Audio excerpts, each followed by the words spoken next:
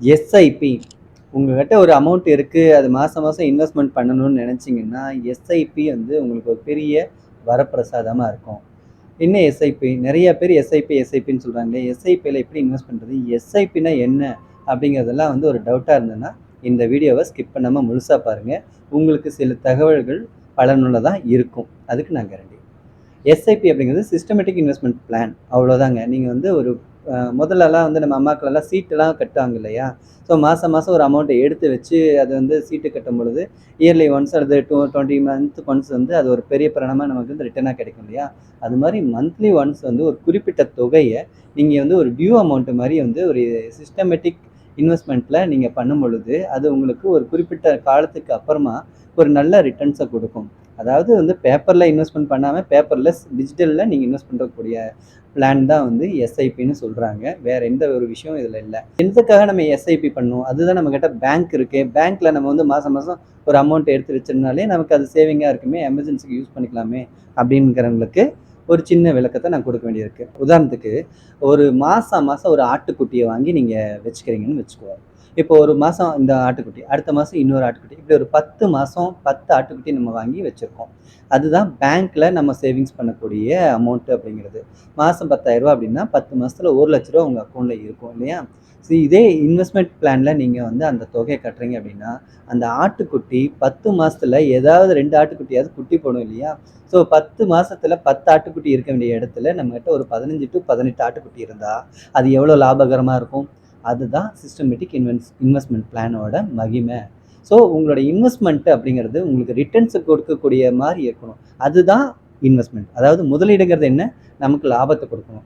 So பேங்க்கில் போடக்கூடிய amount நமக்கு லாபம் கொடுக்குமான்னு கேட்டால் இயர்லி ஒன்ஸ் வந்து ஒரு 7 to 8% வரைக்கும் உங்களுக்கு ஃபிக்ஸ்டு டெபாசிட்டில் போட்டால் வரும். அதர்வைஸ் வந்து சேவிங்ஸ் அக்கௌண்ட்டில் இருக்கிறதுல உங்களுக்கு பணம் வராது. அதே இன்வெஸ்ட்மெண்ட்டில் தூக்கி போட்டிங்கன்னா கண்டிப்பாக வந்து உங்கள் பணம் வந்து ரெட்டிப்பு அல்லது மும்மடங்கு அல்லது 10 மடங்கு வரைக்கும் அது இன்க்ரீஸ் ஆகும். அதுக்கு மேலேயும் போகிறதுக்கும் வாய்ப்பு இருக்குது. ஸோ இந்த இடத்துல ஒரு விஷயத்த நினச்சிக்கோங்க. எஸ்ஐபியில் இன்வெஸ்ட் பண்ணால் எல்லாமே லாபமாக இருக்குமா அப்படின்னா மாதம் மாதம் எடுத்து போட்டுருவோம் அப்படின்னு சொல்லி யாரும் பண்ணிடாதீங்க. சில விஷயங்கள் தெரிஞ்சுக்கணும். அது என்னென்ன விஷயம் அப்படின்னா, முதல்ல எஸ்ஐபினா எதில் இன்வெஸ்ட்மெண்ட் பண்ணலாம்? ஷேர் மார்க்கெட்டில் இன்வெஸ்ட் பண்ணலாம், மியூச்சுவல் ஃபண்டில் இன்வெஸ்ட்மெண்ட் பண்ணலாம், டிஜிட்டல் கோல்டு, டிஜிட்டல் சில்வர், இப்படி இந்த மாதிரியான விஷயங்கள் பிளாட்ஃபார்மில் நம்ம பேமெண்ட் கட்டி நமக்கான ஒரு அக்கௌண்ட்டை க்ரியேட் பண்ணி நம்ம அதை வந்து ரிசீவ் பண்ணி வச்சுக்கலாம்.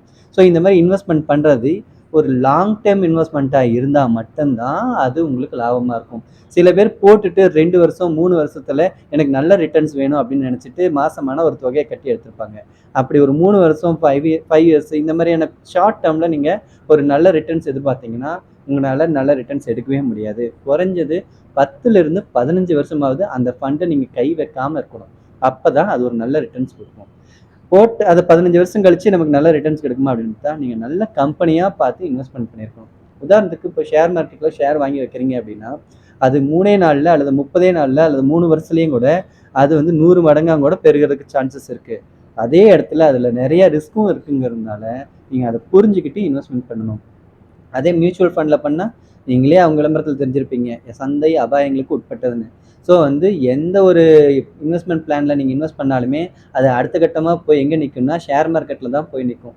ஸோ உதாரணத்துக்கு நீங்கள் வந்து மாதம் ஒரு கோல்கேட் பேஸ்ட்டு வாங்குறதுக்கு பதிலாக அந்த கோல்கேட் பேஸ்ட் தயாரிக்கக்கூடிய கம்பெனியில் உங்களோட இன்வெஸ்ட்மெண்ட் பண்ணுறதுனால உங்களுடைய அமௌண்ட் வந்து ரெட்டிப்பாகக்கூடிய வாய்ப்பு இருக்குது. நல்ல கம்பெனி எது, லாங் டேர்ம் அது இருக்கக்கூடிய நிலையான கம்பெனி எது, இதெல்லாம் பார்த்து நீங்கள் இன்வெஸ்ட்மெண்ட் பண்ணுங்கள்.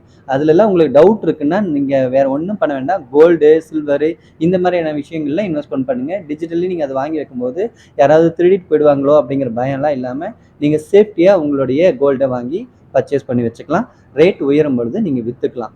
ஸோ அப்புறம் நம்ம எந்த மாதிரியான இன்வெஸ்ட்மெண்ட் எல்லாம் பண்ண முடியும் அப்படிங்கிறது தெரிஞ்சிச்சு இல்லையா? எப்படி இன்வெஸ்ட்மெண்ட் பண்ணணும்?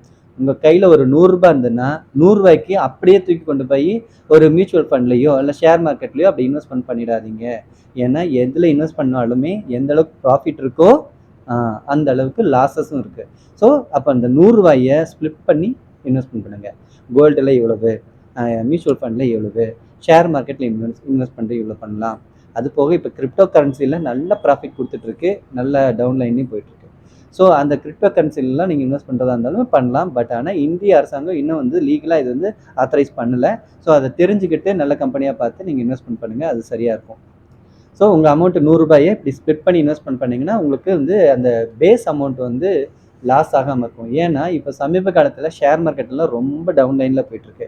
அதே சமயத்தில் கோல்டு வேல்யூ பார்த்தீங்கன்னா அப்படியே ஏறிட்டு இருக்கு. பொதுவாக சந்தையில் சொல்லுவாங்க, இன்வெஸ்ட்மெண்ட் பண்ணுற அமௌண்ட்டு ஷேர் மார்க்கெட்டில் எப்போல்லாம் குறையுதோ அப்போ கோல்டில் அமௌண்ட் ஏறும் அப்படிம்பாங்க. சில பேர் என்ன சொல்கிறாங்கன்னா, ஷேர் மார்க்கெட்டில் இருந்து லாஸ் ஆகும்போது அந்த முதலீட்டாளர்கள் பயந்து அந்த அமௌண்ட் எடுத்து கொண்டு வந்து கோல்டில் போடுறதுனால தான் கோல்டு ஏறுதுன்னு ஒரு பொதுவான கருத்தும் இருக்குது.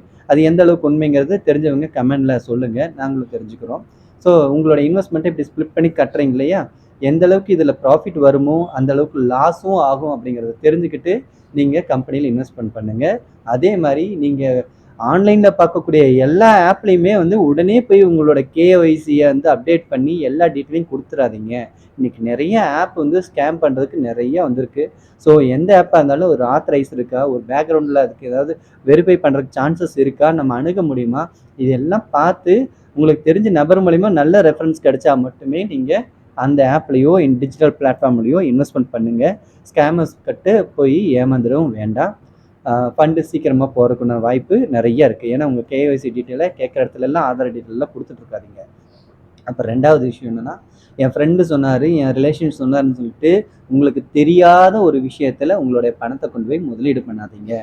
ஸோ உங்களுக்கு தெரியும் அல்லது இதை தெரிஞ்சுக்க முடியும்னு ஒரு நாலேஜ் குறிப்பிட்ட அளவு டைம் எடுத்துக்கிட்டு அதுக்கப்புறம் அந்த இன்வெஸ்ட்மெண்ட் பிளானை ஸ்டார்ட் பண்ணுங்கள். இது போன்ற இன்வெஸ்ட்மெண்ட் பிஸ்னஸ் ரிலேட்டடான வீடியோக்களில் நிறைய நம்ம தொழில்களம் சேனலில் பதிவு பண்ணிகிட்டே இருக்கோம். உங்களுடைய கருத்துக்களையும் ஆலோசனைகளையும் நாங்கள் வரவேற்கிறோம்.